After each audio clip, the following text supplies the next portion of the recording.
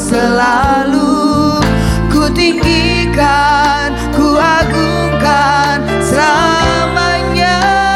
Yesus, Yesus, kau sungguh baik.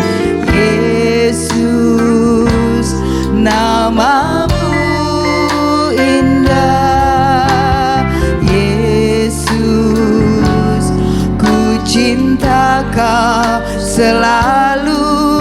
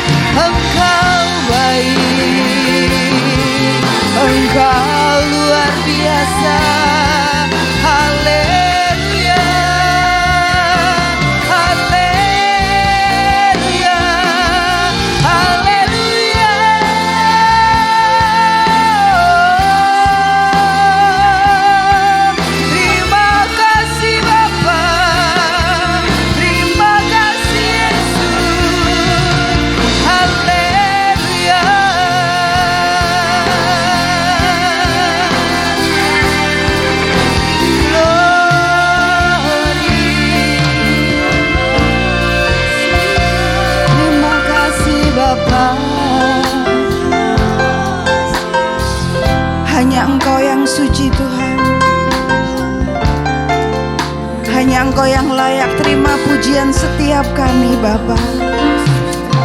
Terima kasih Tuhan. Layakkan setiap kami Bapa, layakkan setiap kami Tuhan. Engkau baik, ampuni setiap kami Tuhan. Glory, haleluya, haleluya. Terima kasih Bapa, terima kasih Yesus, terima kasih. Biarlah setiap kami dipenuhi kemuliaan-Mu Tuhan. Biarlah setiap kami Tuhan memberikan pujian yang terbaik bagi nama-Mu Tuhan. Terima kasih Bapa, terima kasih Tuhan. Glory, terima kasih Tuhan. Terima kasih Bapa.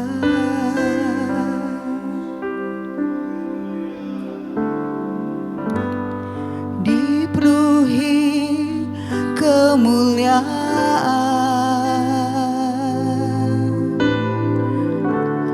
dipenuhi pujian, kami bawa padamu Tuhan, korban pujian, dipenuhi kemuliaan, dipenuhi kemuliaan,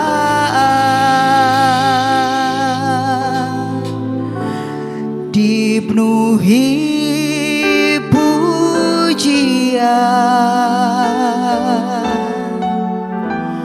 kami bawa padamu Tuhan, korban pujian. Kau saja yang layak, yang suci, Kau saja yang suci,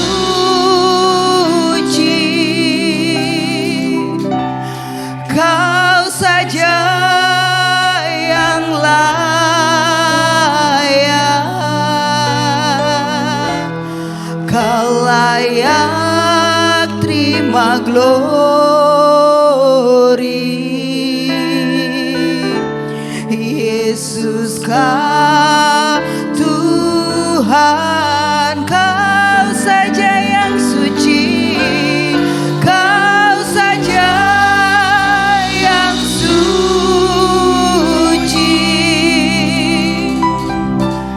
Kau saja yang layak, Kau layak terima glory.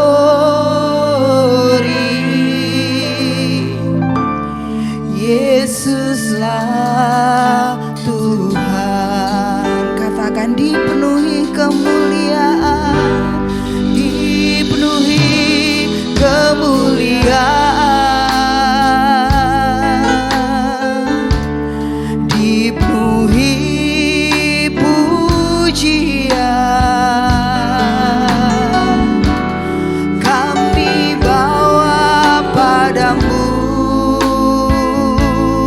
Tuhan, korban pujian.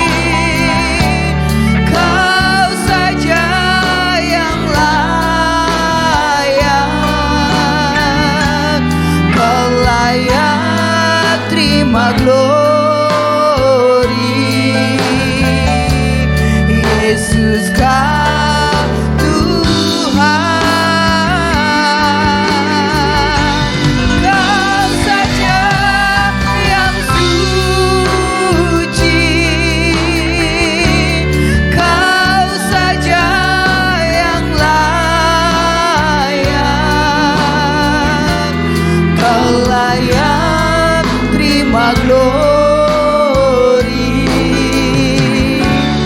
Yesus Kau Tuhan, Kau layak terima glory. Yesus Kau Tuhan, Kau layak terima glory. Yesus Kau Tuhan. Oh, hanya Engkau yang layak terima setiap pujian kami Tuhan. Hanya Engkau Tuhan, hanya Engkau Yesus yang layak kami tinggikan, yang layak kami agungkan. Hanya Engkau Tuhan, hanya Engkau Tuhan, hanya Engkau Bapa. Engkau luar biasa, Engkau baik Tuhan, Engkau dahsyat Tuhan. Terima kasih Bapa. Haleluya, haleluya, haleluya.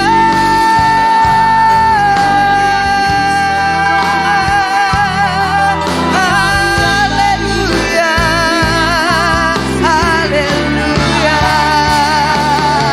Terima kasih Tuhan, terima kasih Yesus, terima kasih atas kebaikan-Mu, terima kasih Bapa. Haleluya,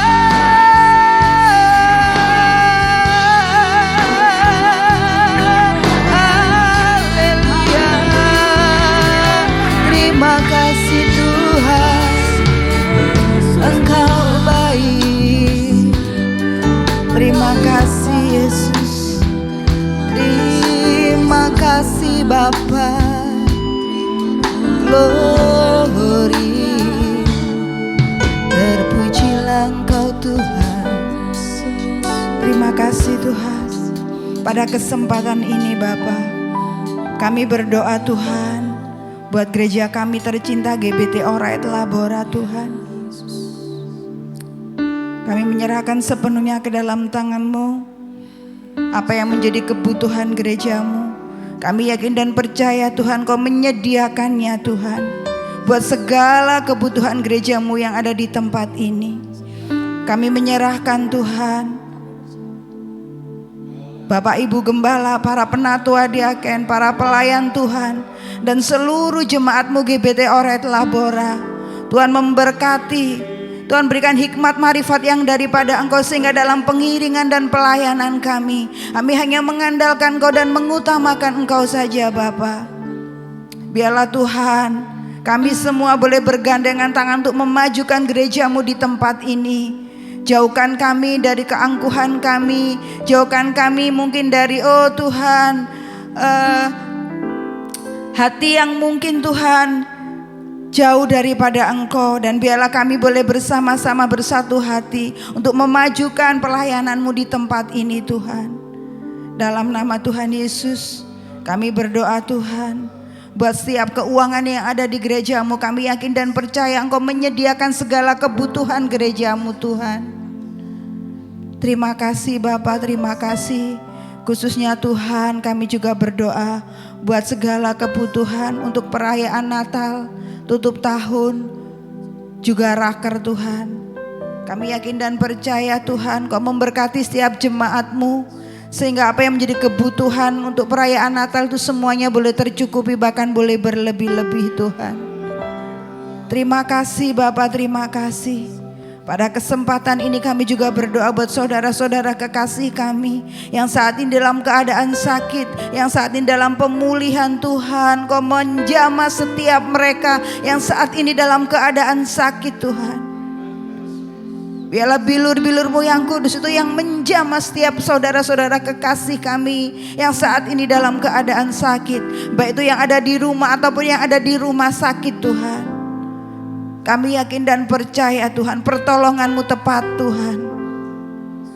Terima kasih Bapak, yang ada permasalahan, pergumulan dalam keluarga rumah tangga, Tuhan Kau memberikan jalan keluar yang terbaik buat setiap kami.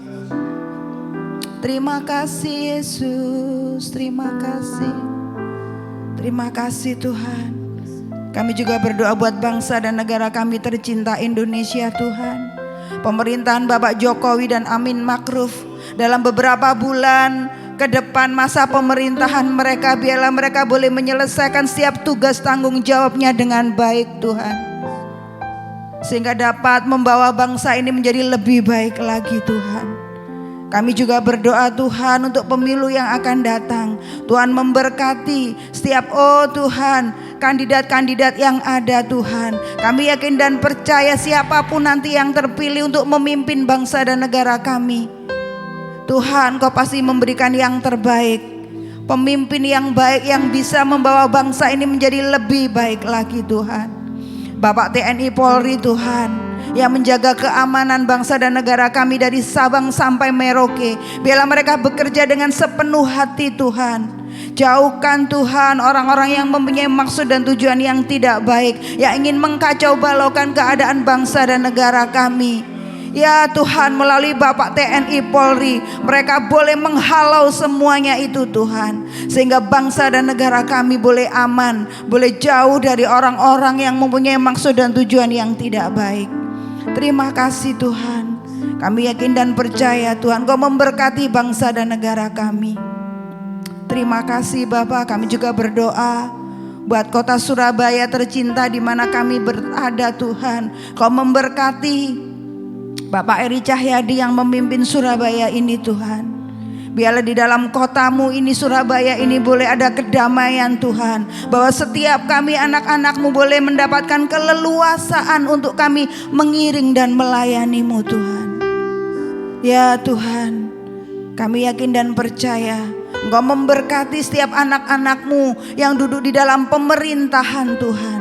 Berikan hati yang takut dan taat akan Engkau Tuhan, sehingga mereka boleh Tuhan menjadi wakil-wakil rakyat yang seturut dengan kehendak-Mu. Terima kasih Bapak, terima kasih. Terima kasih Yesus, terima kasih. Kami yakin dan percaya Tuhan, setiap seruan doa-doa kami Engkau mendengarnya Bapak. Bahkan Engkau memberikan yang terbaik Tuhan buat bangsa dan negara kami.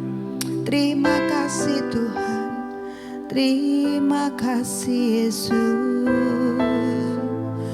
Oh, terima kasih Tuhan. Terima kasih Tuhan. Kami tidak punya apa-apa Tuhan saat kami datang ke dunia ini. Kami hanya punya hati, kami hanya punya iman Tuhan kepadamu.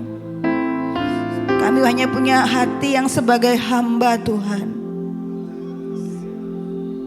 Kami mau setia selalu mengiring dan melayani-Mu Tuhan. Terima kasih Yesus, terima kasih. Terima kasih Tuhan. Ku tak membawa apapun juga saat ku datang ke dunia. Ku tinggal semua pada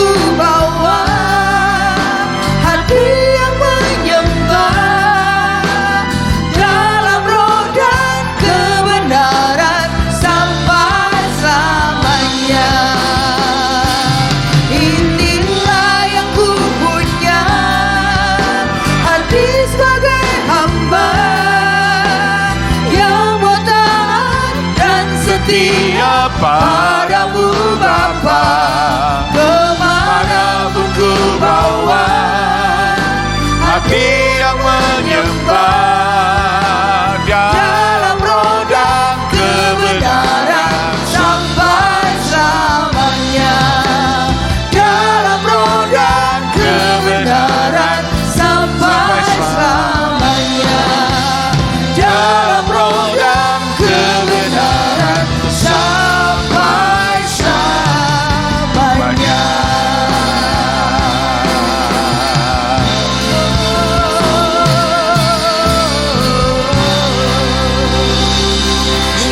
Bersyukur atas waktu yang Tuhan berikan kepada kami untuk bisa berdoa, memuji, menyembah Tuhan, dan memanjatkan pokok-pokok doa kami.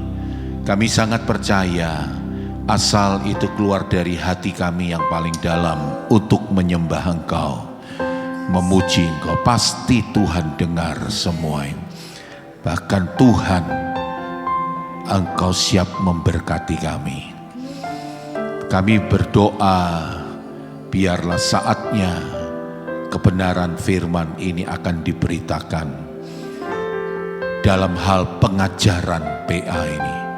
Tuhan, tolonglah setiap kami yang sudah ada, yang siap untuk belajar firman pada petang malam ini, baik yang ada di rumah mereka masing-masing.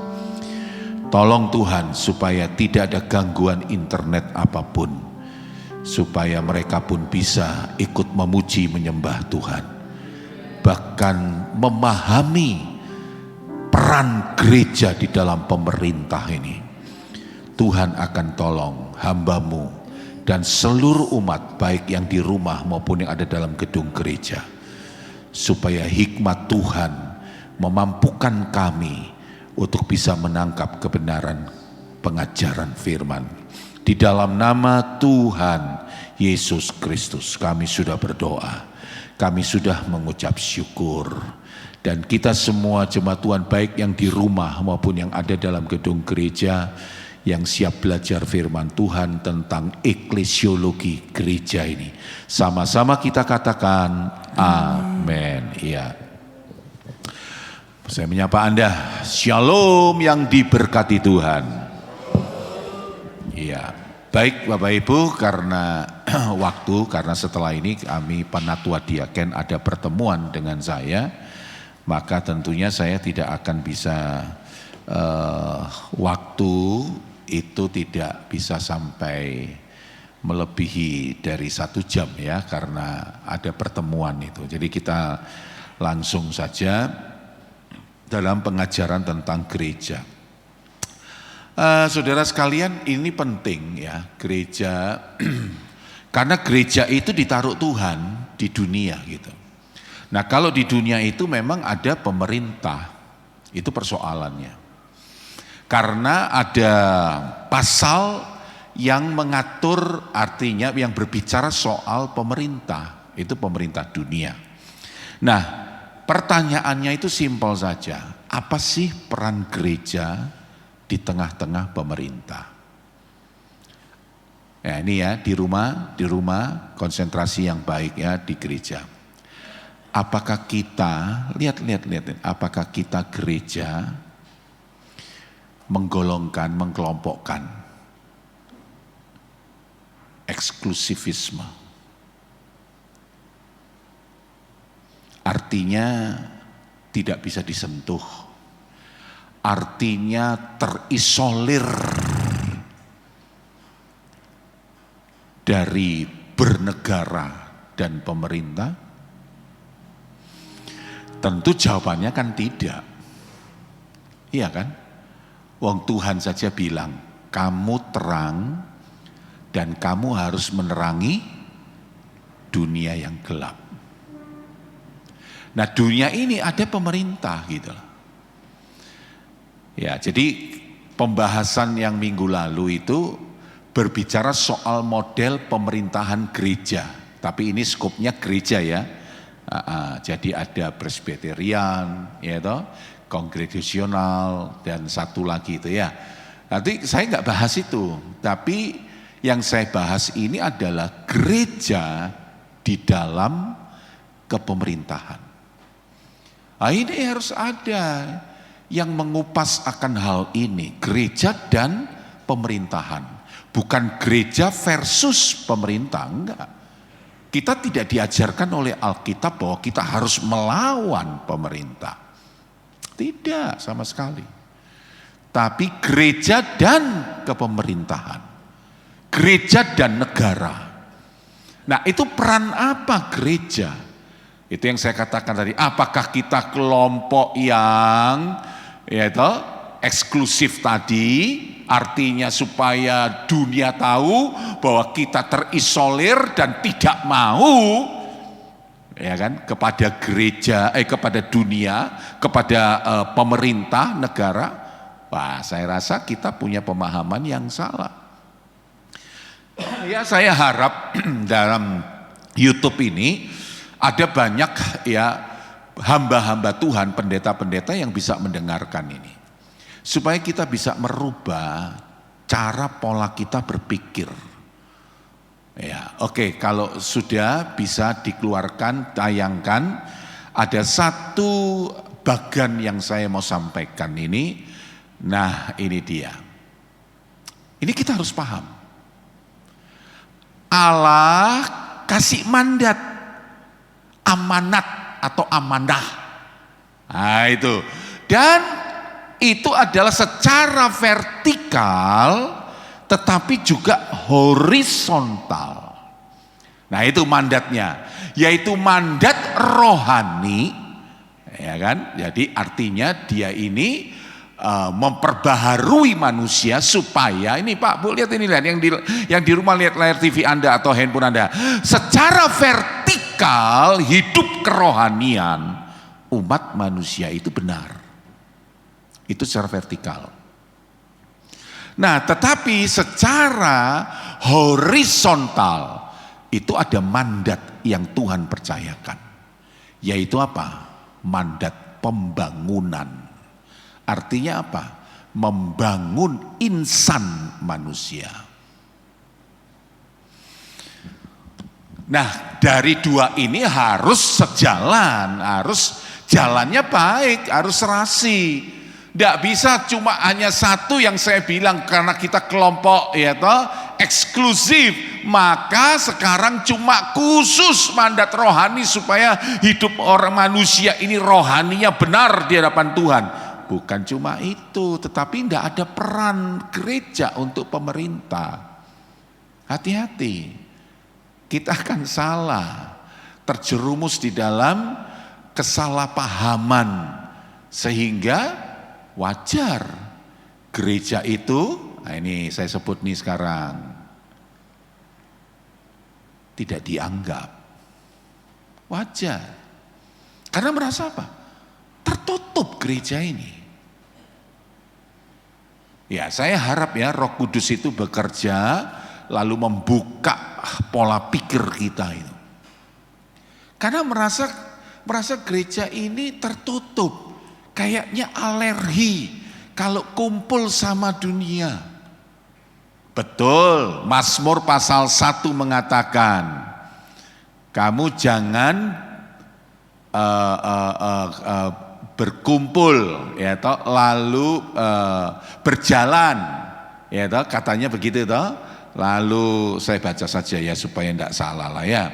Mazmur itu pasal 1, berbahagialah orang yang tidak berjalan. Itu betul, jangan disalahkan itu.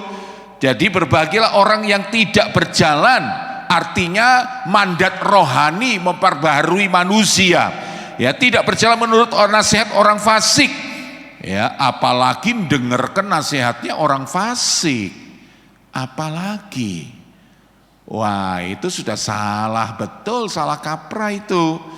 Lalu yang tidak berdiri di jalan orang berdosa, tidak merasa nyaman dengan orang yang berdosa. Karena apa? Karena mandat rohani ini adalah manusia rohani. Jadi tentunya kita tidak merasa nyaman kalau kita itu berdiri di jalan orang berdosa. dan yang terakhir yang tidak duduk dalam kumpulan pencemooh. Walaupun sudah ada ayat itu, tapi bukan berarti Pak Bu, lihat ini, bukan berarti kita terus merasa oh sorry ya, saya ini adalah orang-orang rohani loh, jadi saya nggak bisa loh ya. Janganlah, bagaimana kita bisa perannya mandat ini loh, mandat amanah atau amanat ya Tuhan untuk gereja di tengah-tengah dunia bisa jalan kalau kita sendiri sudah membentengi, mengisolir diri kita. Gak bisa ya, gak bisa. Oke baik ya, kita masuk lanjut karena waktunya jalan terus ya. Ya, nah ini penting karena ini mungkin Anda baru mendengar hal ini, mungkin ya baru belajar akan hal ini. Tapi ini jelas. Lihat ya, jadi kalau mandat rohani itu agennya lakon apa itu? Lakon itu apa? Bintangnya. Ah itu gereja. Tuhan taruh khusus itu gereja. Bukan yang lain loh ya, Pak Bu, sekali lagi loh, bukan yang lain loh, ada istilah-istilah enggak. Spesifik satu gereja. Lain gereja boten nate. Tidak bisa. Gereja yang harus membangun. Oke. Nah, itu agennya gereja. Tapi kalau mandat pembangunan ya, membangun manusia, itu agennya siapa? Pemerintah. Sebentar lagi kita akan mengadakan pemilu, betul ya, di bulan Februari ya. Nanti Anda lihat ya, ya betul ya, 3 sampai lupa aku ya. 3 calon presiden. Anda lihat visi misinya. Anda lihat semua 3-3-nya. Kalau ada satu calon yang tidak memikirkan tentang ini membangun manusia, saya bilang ojo dipilih. Ya salah dong. Loh iya toh, salah dong. Loh ini pemerintah ini kan maksudnya kan mensejahterakan manusia, kan begitu. Lah kalau tidak mensejahterakan manusia dalam kepemimpinan, tutup mata saya, enggak bakal dipilih. Enggak bakalan dipilih. Tapi ini yang dibilang mandat pembangunan, artinya apa? Membangun manusia. Jadi pasti ya. Mereka yang saya sudah dengar mereka itu maksudnya di YouTube ya, di Facebook ya itu selalu mengutamakan kesejahteraan. Ya kan? Sekarang berapa persen orang miskin yang ada di Indonesia? Nah, masing-masing calon presiden, sudah calon kan, sudah mendaftarkan itu toh. Bahkan sudah keluar nomor urutnya kan. Nah, mereka akan berkata, ini kan membangun manusia supaya menekan angka kemiskinan. Kan begitu itu. Pasti itu merupakan menu gacoannya mereka.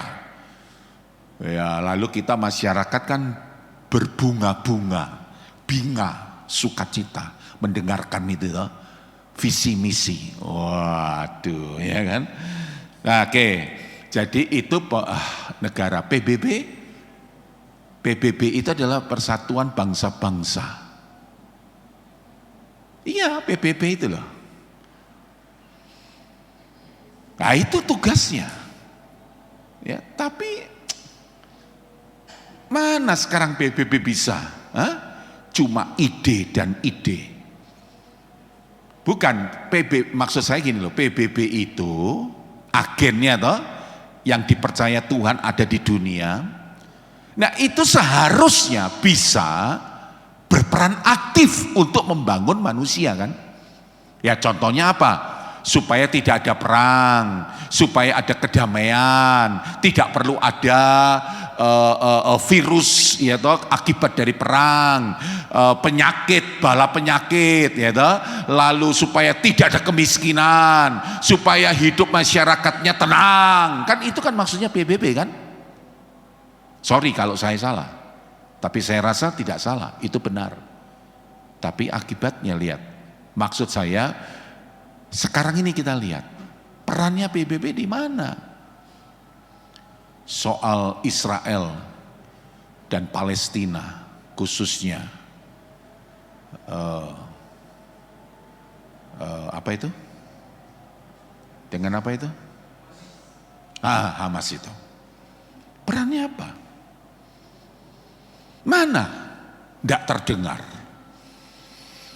Ya tapi itu agen PBB gitu loh, ya toh, LSM ya, semua yang ada di, dan banyak lagi yang lain, ya, institusi yang lain itu ya dari pemerintah semua bisa dipakai. Tujuannya cuma satu, pokoknya membangun manusia. Wis titik itu saja. Nah sekarang kita lihat, betulkah Allah memberikan mandat itu? Oke, kita lihat. Ada ayat-ayatnya toh, lengkap semua toh. Kejadian pasal 1 ayat 26. Kita baca sama-sama. Yang di rumah, bukalah Alkitab saudara atau handphone Anda, lalu lihat Kejadian 1 ayat 26, kita baca bersama-sama. Walaupun kami tidak mendengar suara Anda, tapi keluarkan suara Anda supaya Anda bisa mengikuti pembacaan firman Tuhan ini. 1, 2, 3. Berfirmanlah Allah, baiklah kita menjadikan manusia menurut gambar dan, lihat koma, apa katanya? Nah stop, supaya, tujuan. Oke? Jadi manusia dibuat gambar dan rupa Allah. Nah, lalu ada tujuan, supaya. Oke, kita koma, baca lagi, supaya. 1, 2, 3. Supaya mereka berkuasa atas ikan-ikan di laut dan burung-burung di udara dan atas ternak dan atas seluruh bumi dan atas segala binatang melata yang merayap di bumi. Ini mandat Allah bagi siapa? Bagi dunia ini. Ayo kamu atur sekarang. Loh kan begitu toh. Lah pemerintah ini diadakan oleh Tuhan, negara ini diadakan oleh Tuhan untuk apa? Kan mengatur pemerintah, mengatur masyarakat. Loh iya kan? Lah kalau enggak untuk apa? Mengatur masyarakat itu. Dan ini sudah ada, diberitahu oleh Tuhan. Sejak semua penciptaan alam semesta dan isinya. Lalu Allah punya pemikiran konsep. Ciptakan manusia sekarang. Lalu tujuannya cipta manusia apa? Menguasai alam semesta ini. Nah sekarang berkembang, ada negara. Sekarang negara itu diberikan hak istimewa mengatur masyarakatnya. Nah, namun sekarang di tengah-tengah masyarakat itu ada gereja gitu loh. Nah, oke, jangan dulu ya. Kayaknya terlalu cepat di sana. Lalu kita lihat ayat pasal 2 ayat 15. Kita baca Kejadian 2:15. 1, 2, 3. Tuhan Allah mengambil manusia itu dan menempatkannya dalam taman Eden untuk apa? Mengusahakan dan memelihara taman itu. Lihat ini baru satu ndil loh, Adam. Baru satu ndil ini Adam. Hawa belum ada. Itulah sebabnya saya katakan betul, belum ada pemerintah, tapi konsep pemerintahnya ada. Saya mengajar ini Kejadian 2 ayat 18, bukan 15 ya, tapi 18. Itu setiap satu pasang yang duduk di depan saya konseling pranikah. Saya katakan sebelum ada pemerintah, belum ada negara apapun, mau yudikatif, legislatif, tif yang lainnya. Selalu saya bilang, Tuhan sudah memikirkan soal apa? Rumah tangga. Itu Kejadian 2:18. Belum ada. 2:15 itu konsep. Loh iya, karena dikatakan kamu harus memerintah, lalu mengusahakan, memelihara taman itu, karena yang cuma ada di dunia ini baru taman itu. Nggak ada Amerika di situ, nggak ada. Aljazair nggak ada, apalagi Indonesia belum ada sama sekali, belum ada itu. Nah, tapi konsep itu sudah ada. Begitu ceritanya. Dan kita tahu toh, betul-betul keluarga itu akhirnya keluarga itu kan akhirnya kan betul-betul berdiri lebih dulu toh daripada pemerintah. Dikatakan ayat 20, 21, 22, tidurlah Adam, ya toh. Nah, itu artinya dibius, meja bius pertama. Ya, operasi di meja operasi pertama itu dilakukan oleh Tuhan terhadap Adam itu, dibelah lalu diambil tulang rusuknya. Loh iya kan, dibuat tidur nyenyak, itu maksudnya dibius itu, iya kan? Ya, orang yang mau operasi itu kan harus dibius dulu supaya tidur nyenyak dia. Nah baru dipotong untuk operasi, diambillah tulang rusuk. Ya kan, supaya bagus tulang rusuk. Tapi sekarang banyak tulang rusak yang muncul, bukan tulang rusuk. Oke, saya tidak bermaksud itu, tapi kembali ke ayat 15. Pemerintah. Yeremia 29, satu ayat lagi. Yeremia 29. Nah, kalau ini sudah ada bangsa, yaitu Israel, yaitu bangsa Mesir, apa semua segala macam itu sudah ada sekarang, ya. Oke, kita baca Yeremia 29 ayat yang ke-7. Kalau kejadian 1, kejadian 2 itu kan konsep, di mana sebetulnya konsep pemerintah itu sudah ada gitu loh ya, tapi kan belum terbentuk. Nah, sekarang di dalam Yeremia 29 betul-betul negara itu ada. Yaitu Israel ada, Mesir ada, ya toh, dan yang lain-lain lah, ada banyak pemerintahan. 29 ayat 7, 1 baca semua dengan suara keras. 2, 3, usahakanlah kesejahteraan apa? Kota kemana aku buang, dan berdoalah untuk kota itu kepada Tuhan, sebab kesejahteraannya adalah kesejahteraanmu. Kita cuma jangan bilang Pak Tumbel, Pak Gembala, Pak Pendeta, doa, betul doa. Tapi apakah cuma hanya doa saja? Peran manusianya ini apakah doa saja? Sekarang ini kita bicara sekarang ya, 2023 di bulan November. Apakah cuma gereja itu hanya berdoa saja?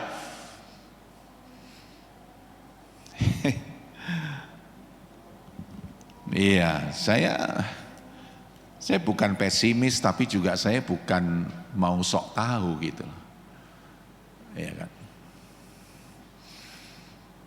Memang bagus kita berdoa untuk peperangan sekarang ini di Timur Tengah itu. Ya kan, banyak toh orang, mari kita berdoa, mari. Tapi ini sudah kairosnya Tuhan. Persoalannya itu, kalau sudah waktunya Tuhan, biar Anda mau puasa-puasa, ya nggak bisa. Perang itu tetap ada, wong itu kairosnya Tuhan, gitu loh. Maksudnya kairos itu adalah satu nubuatan Tuhan.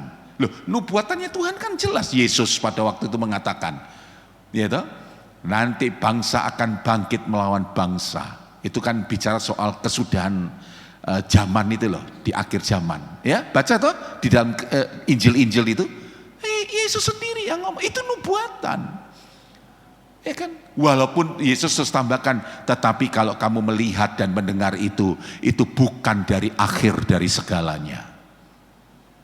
Nah, kalau sudah kairos Tuhan, biar kita berdoa sampai kepalanya di bawah, kaki di atas, jengking-jengking, yaitu teriak-teriak, biar kita pakai mau bahasa roh seperti apa sekalipun ya maaf, Tuhan nggak bisa dengar. Bukan Tuhan tidak dengar tuli loh ya, bukan. Tuhan nggak bisa ngabulkan, karena apa? Seolah-olah Tuhan bilang sini, Gua kan sudah ngomong sama lu. Pada waktu saya hidup di dunia itu loh. Kan saya sudah sampaikan firman. Ada akhir zaman. Perang lawan bangsa, negara lawan negara. Lah, kenapa lu kok berdoa, Tuhan? Jangan perang ya Tuhan, jangan perang. Ya enggak didengar doa kita sama Tuhan. Didengar tapi enggak dijawab. Loh, memang begitu Pak. Bukan mau nyeleneh ya, jadi hamba Tuhan yang nyeleneh loh ya. Tapi cobalah kita duduk sekarang sambil, ini loh akal yang dikasih oleh Tuhan. Hikmat yang dipercaya oleh Tuhan. Kita pikirlah dulu. Ya memang sudah waktunya perang. Iya, lah kalau perang ya pasti yang mengalami kesusahan lah, pastilah. Bukan cuma oleh dua negara itu, tapi oleh dunia. Nah, buktinya apa? Sekarang kan bangsa lagi merambat ke bangsa-bangsa lagi toh. Sudah bukan Timur Tengah lagi kan. Sudah ke Amerika, sudah Eropa, sudah Asia, Cina ikut-ikut RRC, itu semua segala macam toh. Tidak berapa lama sebentar lagi Indonesia juga. Mungkin tunggu presidennya siapa dulu gitu kan ya. Sehingga habis itu perang. Kita nggak bisa, maaf Pak, Bu, kita nggak bisa menghindar dari kairos Tuhan, nggak bisa. Kalau Tuhan sudah tetapkan sebuah nubuatan, apalagi Yesus yang ngomong. Kalau masih Nabi Yesaya, Daniel, Yeremia, Amos, Hosea, Zakaria, Mika dan lain-lain, itu saja nggak boleh meleset nubuatan itu. Lah apalagi Yesus yang mengatakan ini. Gak akan bisa meleset, gak boleh meleset gitu. Ya kan? Jadi kalau saya berdoa itu berdoa, Tuhan, ini memang rencanamu yang sedang terjadi. Malah saya cuma mendoakan diri saya, Tuhan, lindungilah hambamu ini, maksudnya supaya nggak kena rudal gitu loh. Dikala Indonesia perang, ya, loh, nggak apa-apa toh, dosa, salah, ya enggak dong. Saya kan berhak untuk mendoakan seluruh jemaat yang Tuhan taruh tanggung jawab di pundak saya kan. Lindungi Tuhan, supaya nanti gedung gereja ini nggak kena sasaran bom Tuhan. Loh, itu doa saya. Tapi kalau memang sudah harus perang, ya wes perang, ya perang wes, ya memang sudah harus begini. Akhir dunia, Pak, jangan kita merasa, ya dengar ini, jangan kita merasa bahwa dunia ini aman-aman saja loh. Jangan. Itu sebabnya saya sudah katakan sama saudara toh, saya cuma cuplik dari orang-orang yang di YouTube itu. Berapa orang itu mengatakan, sebentar lagi perang dunia ketiga. Ya saya pikir ya memang benar. Mungkin saja perang dunia ketiga. Tidak akan pernah habis. Intinya jemaat yang di rumah intinya saudara yang ada di gereja. Tuhan sudah pesan lo ya. Berjaga-jagalah dan berdoalah. Tuhan sudah pesan lo. Jangan kita keasikan, ya toh. Kerja kita, kerja keras kita, karena ekonomi susah, maka aku harus banting tulang. Lu silakan lo ya, tapi hati-hati, jangan terlena, jangan terlalu fokus dengan itu. Kalau saya fokusnya Tuhan, ya apa ya caranya? Ada banyak lagi orang-orang itu yang belum percaya itu loh. Aku bisa injili. Gimana ya caranya Tuhan? Selama ini memang saya menginjilan. Iya, tapi orang per orang, person per person. Satu orang ke satu orang yang lain. Itu malah yang saya pikirkan. Bukan berarti nggak mikir pelayanan, salah. Tapi yang lebih konsen saya mengatakan itu adalah, ya apa ya caranya saya bisa menginjili sebanyak orang. Oke ya, jalan terus nih, waduh cepat sekali nih waktunya ya. Yeremia 29 ayat 7, jadi dikatakan berdoalah. Apa cuma berdoa saja? Berdoa itu adalah cara, salah satu cara gereja terlibat di dalam pemerintahan. Berdoa untuk pemerintahanmu, berdoa untuk pemilu jujur, adil. Jangan ada orang yang berniat jahat. Oh itu betul. Itu peran gereja, harus jelas peran gereja. Apa cuma itu sekarang, Pak Bu, yang di rumah enggak usah jawab, yang di gereja saja. Apa cuma itu tok? Doa saja begitu? Selesai? Ya? Doa saja gitu selesai? Cukup? Kalau saya pribadi saya tahu sama saudara, gak cukup. Karena ini pemerintahan, di mana gereja ditaruh. Saya bisa bilang, ini by accident, bisa saja. Karena apa? Memang gereja ditaruh Tuhan sengaja di tengah-tengah kegelapan. Kenapa Tuhan tidak menciptakan gereja di planet yang lain saja? Kenapa? Kenapa harus ada di dunia yang gelap ini? Iya toh. Jadi memang Tuhan taruh dalam kesengajaan, taruh gereja. Sekarang lu orang gereja berkiprah di dunia negaramu, pemerintahanmu. Ayo gitu loh. Ya aneh saja kalau gereja itu merasa terisolir.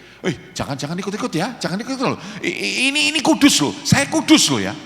Nah ya sudah, kamu rasakan terus. Kalau kamu kudus terus, nggak mau ikut juga alur dari pemerintah itu, ya sudah. Sekarang kamu ya ini ditekan sini, ditekan situ, suaramu cuma bengak-bengok toh, nggak dirungokno. Ayo, didengarkan apa coba? Kasih tahu sama saya, didengarkan apa? Mana ada didengarkan? Maksudnya diturut gitu loh, usulan kasarnya ini kasarnya ya, demo Anda itu loh, iya kan? Demomu itu loh, didengar nggak? Iya kan? Iya. Pemerintah bilang, siapa? Kamu kan orang suci. Nah, ini ekstrim saya ya. Kamu kan merasa bahwa kamu kan orang yang ya lebih bagus daripada kami. Kan kamu kan yang memisahkan diri toh. Nah, ya sudah, kamu di luar sana aja. Loh, kan pemerintah bisa berpikir demikian, Pak Bu. Iya kan? Bisa kan? Kenapa tidak bisa? Maka itulah kalau betul itu terjadi, saya sekarang mengatakan, maaf. Itu suatu kebodohan gereja. Ayo bangkit sekarang gereja. Jangan terus dengan konsep-konsep yang salah. Jangan. Nah, jadi ada mandat itu pembangunan. Jadi artinya tadi kan membangun manusia toh, oke? Lalu ada penginjilan toh, jebret. Nah, penginjilan itu melahirkan itu toh mandat rohani toh. Maka yang tadi di sini itu adalah membangun manusia. Nah, karena salib lalu mereka percaya, maka sekarang disebut adalah orang rohani. Nah, Tuhan bilang mandat gereja, kamu harus membangun rohanimu. Nah, begitu. Ini kan membangun manusianya. Sejahtera, kan gitu toh. Sila kelima itu loh ya kan. Keadilan sosial bagi seluruh rakyat Indonesia. Empat?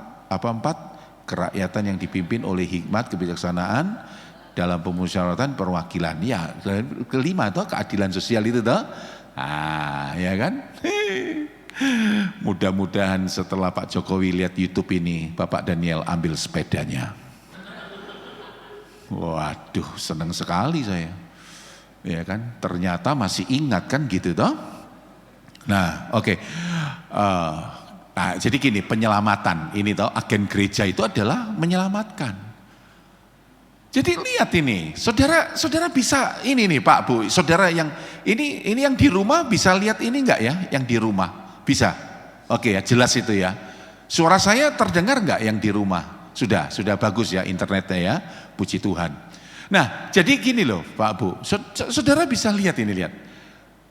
Tuhan itu loh menciptakan dunia, alam seisinya, menciptakan manusia, menciptakan gereja. Loh, lihat, dua hal ini loh yang diberikan kepada kita. Cuma dua ini loh.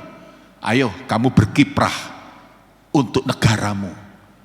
Yeremia 29 tadi itu loh. Berdoa untuk kotamu. Tapi apa cuma berdoa saja? Oh enggak. Kalau Anda baca ayat sebelumnya, Tuhan bilang, ayo usahakan tanah. Loh, ada di situ sebelumnya. Anda baca nanti di rumah. Ayat-ayat sebelum ayat 7 itu. Lalu bangun rumah. Ada di sana. Jangan dikira tidak ada. Iya kan? Karena apa? Karena Tuhan bilang itu memang mandat kepada secara horizontal kepada pemerintah negara. Nah sekarang ini lihat ini. Tuhan satu lagi mandatnya itu apa? Penyelamatan. Tidak lain-lain loh. Tuhan tidak kasih mandat yang lain-lain. Sekarang bicara soal apa? Keselamatan.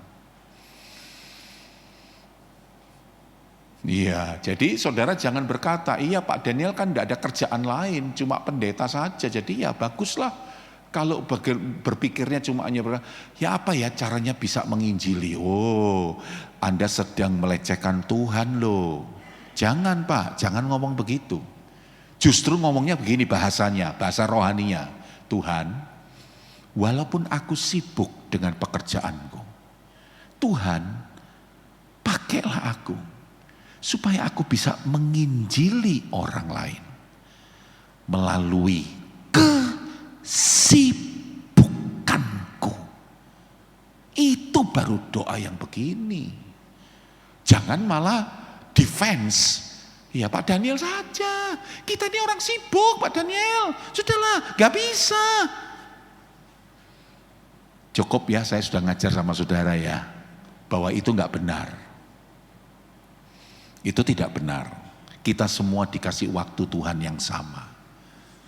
Yaitu memikirkan rancangan mandat rohani. Yaitu keselamatan bagi orang-orang itu. Ya Bapak Ibu, 7:10 ya. Nanti Kamis depan saja saya lebih lanjutkan lagi ya. Ini kita nanti akan bahas bagaimana, ini dengar saya kasih bocoran dulu untuk minggu depan. Ya memang kalau ada ibu gembala ya seharusnya ibu gembala kan, ya toh. Tapi mungkin ya saya mintalah ibu gembala duduk dulu, saya aja ya. Saya akan sampaikan. Anda bisa tahu Roma 13 soal pemerintah? Nah, saya kasih bocoran sedikit nih. Saya pelajari loh.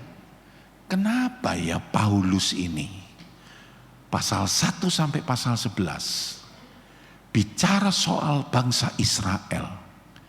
Bahkan dia memikirkan keselamatan Israel. Dia pikirkan itu. Sampai-sampai dia berani berkata, kalau sampai Israel dibinasakan, tidak ada yang selamat. Lebih baik aku mati saja. Ada itu perkataannya Rasul Paulus dalam Roma itu. Jadi dia bela mati-matian Israel. Cuma yang aneh ya, yang lain-lain yang gak ngerti firman, yang menghujat Israel. Aduh pusing aku, pusing. Itu kalau menghadapi orang-orang yang gak ngerti ini memang pusing gitu. Ya karena kan memang beda, pijakannya kan beda. Kalau kita pijakannya kan Alkitab kan gitu. Oh, tapi banyak loh YouTube itu. Ini bagus ini. Ya, yang saudara terima itu loh di WA grup itu loh. Info GBT itu loh. Hah? Oma atau itu? Tapi jangan salah, yang ngirim saya itu. pakai handphonenya oma. Nah gitu loh. Saya cuma klarifikasi saja itu. Saya bilang, Mam, kirim ke WA supaya jemaat lebih paham, tambah paham. Bagaimana? Nyok, bagaimana? Mami enggak bisa, ini enggak bisa. Loh enggak bisa tapi kok punya handphone loh. Nah, saya ajarin. Gini loh caranya, nih ya, gini. Nah, sudah, akhirnya terkirim ya. Ada itu bagus, itu pembahasan, itu bagus. Sangat logis sekali itu. Baru itu pembahasan yang berhikmat itu ya seperti itu. Gitu loh ya. Nah, kembali lagi karena sudah hampir jam 7.15 menit. Nah, ini lihat ini Pak Bu ini. Ya, setelah itu terus dia masuk pasal 12 toh. Dibuka kata apa? Oleh sebab itu. Nah, oleh sebab apa? Oleh sebab pasal 1 sampai pasal 11 tadi. Itu maksudnya tulisannya Rasul Paulus. Ya, atau bicara soal Israel tadi. Karena Israel itu menolak, tapi jaminan keselamatan tetap ada untuk orang Israel. Nah, ya itu. Nah, maka karena menolak dibukalah kesempatan bagi siapa? Gereja bangsa-bangsa lain. Nah, itulah sebabnya Paulus membuka oleh sebab itu oleh kemurahan Tuhan maka bla bla bla bla bla semua. Nah, ayat 1 dan ayat 2. Lalu Paulus membahas ini loh Pak, lihat saya. Membahas soal apa? Soal karunia rohani ya toh. Karena apa? Karena kita ini sudah dihisapkan orang percaya, gereja kan? Karena surat Roma toh. Nah, begitu ya toh. Kalau kisah para rasul kan gereja mula-mula, berdirinya itu loh secara fisik. Nah, Roma itu sudah gereja. Jadi diingatkan oleh Paulus bahwa ini loh karunia-karunia. Nah, Pak Bu, lihat ini. Lah kok tahu tuh pasal 13 bicara soal pemerintah.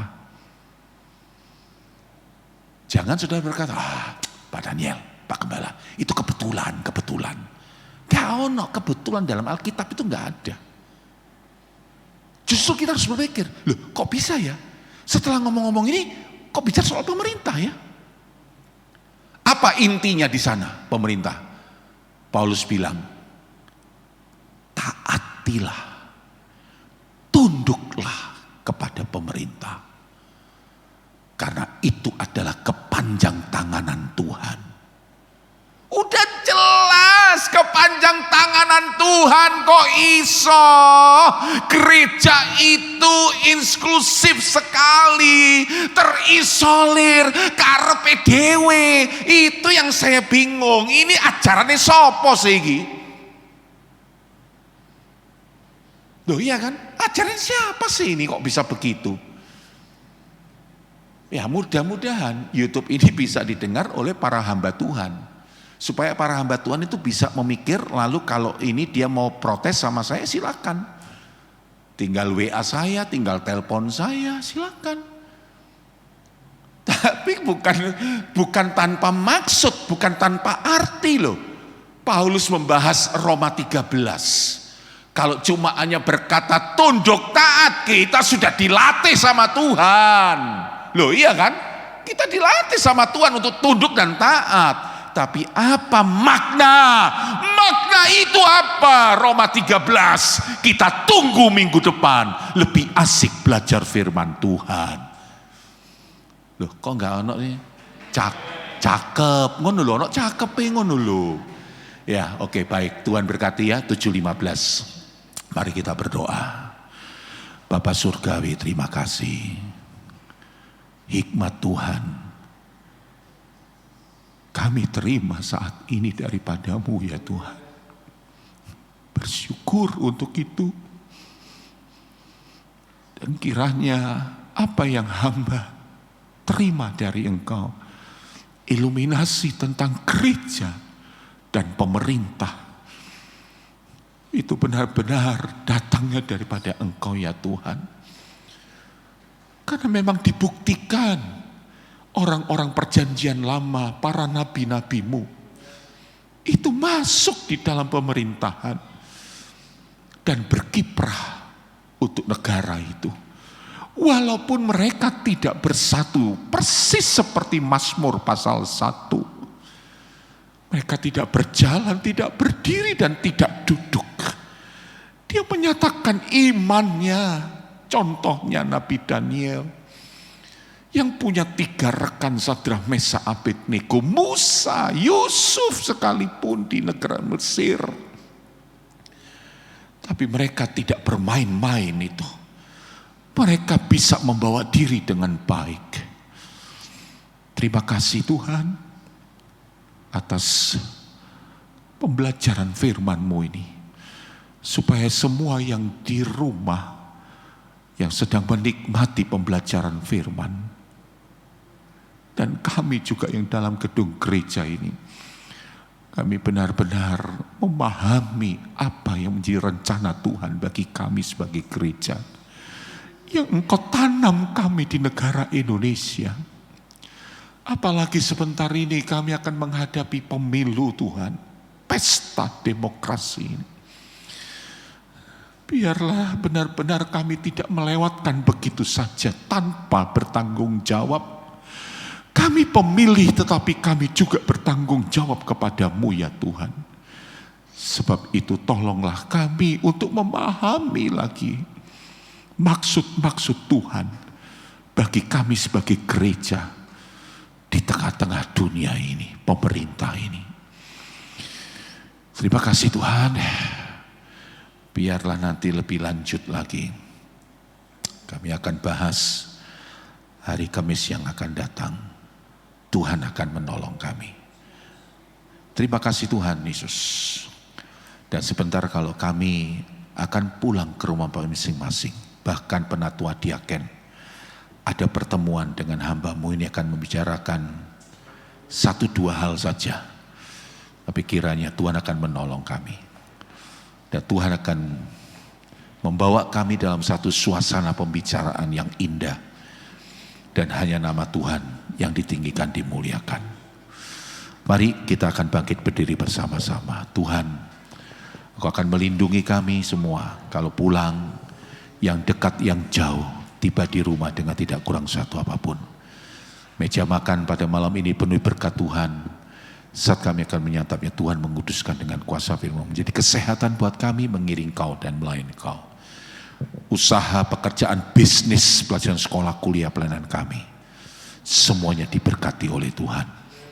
Persembahan tangan kolektor, perpuluhan, ucapan syukur, kas gereja sosial, kas diakonia. Bahkan persembahan untuk mencukupkan tanggung jawab kami 42.500.000 Natal tutup tahun. Dan raker kami. Tuhan terus berkati dan berkati jemaat-Mu GBT Orabel secara khusus Tuhan. Pada umumnya dari gereja manapun mereka yang ikut dengan YouTube PA ini, doa dan PA. Tuhan pun memberkati mereka. Terima kasih Tuhan. Terima kasih. Dan biarlah saat ini jemaat-jemaat terima berkat yang daripada Tuhan. Angkatlah kedua tangan kita, yang di rumah juga angkatlah kedua tangan. Terimalah berkat yang daripada Tuhan. Seluruh umat yang dikasihi oleh Allah, pulanglah dengan baik dan sejahtera dari Allah Bapa, cinta kasih dari Yesus Kristus yang sudah menjadi Tuhan dan Juru Selamat, persekutuan Roh Kudus, Roh Penolong dan Penghibur bagi setiap kami, mulai hari ini sampai selama-lamanya, sampai Kristus datang kedua kali di awan-awan menjemput kami sebagai mempelai wanita-Mu, dan didapati jemaat yang cemerlang, jemaat yang siap menyatakan kemuliaan-Mu. Hanya di dalam nama Tuhan Yesus Kristus kami sudah berdoa mengucap syukur, dan juga kami berdoa lahan parkir kami butuh. Di dalam nama Yesus Engkau buka jalan untuk semuanya, supaya kami dapatkan, dan kami beriman kepadamu Tuhan, tidak beriman kepada yang lain, beriman kepadamu Tuhan sanggup melakukannya. Di dalam nama Tuhan Yesus Kristus kami sudah berdoa mengucap syukur. Kita nyanyikan sama-sama. Kiranya Engkau memberkati aku berlimpah-limpah, dan memperluas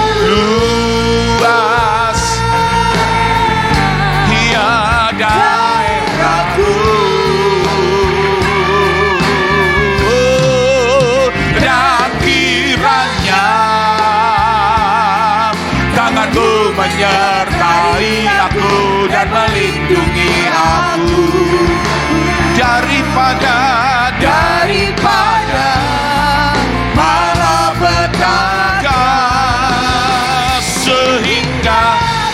kesakitan. Katakan, tidak menimpa aku.